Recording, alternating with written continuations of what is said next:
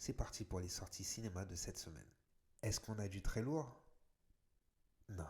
Mais il y a quand même des films qui ont l'air d'être sympas. On commence. La guerre des roses avec Olivia Colman et Benedict Cumberbatch. Mr. J. Roach, connu pour les films Austin Powers, Mon beau-père et moi, Dalton Trumbo. Je sais pas trop à quoi m'attendre avec ce film, mais je pense que ça va être pas mal et j'irai le voir. Second film, Pris au piège, Chaos Stealing de Darren Aronofsky. J'en avais parlé dans la vidéo précédente.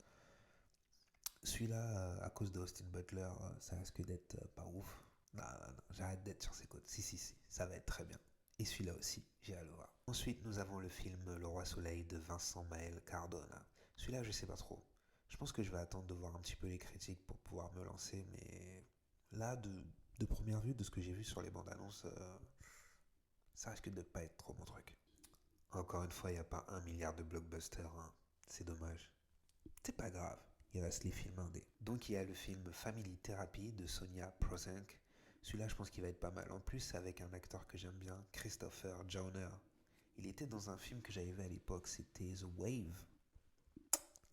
C'était pas mal.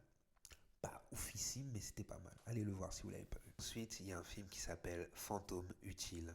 Mais je serais incapable de dire le nom du réalisateur. Bon allez, je vais essayer. Ratchapoum Boun Boun Chachok. Chachoké, Chachok, je sais pas. Bon, ça va, j'ai réussi. Ah ouais, celui-là, il est clairement sur ma liste. La femme qui en savait trop de Nader Seyvar. Au vu du synopsis, ça s'annonce très lourd. En Iran, Tarlan, professeur de danse à la retraite, est témoin d'un meurtre commis par une personnalité influente du gouvernement. Elle le signale à la police qui refuse d'enquêter. Elle doit alors choisir entre céder aux pressions politiques ou risquer sa réputation et ses ressources pour obtenir justice.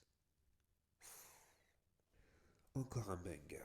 Il y a aussi le film Escape from the 21st Century de Yang Lee.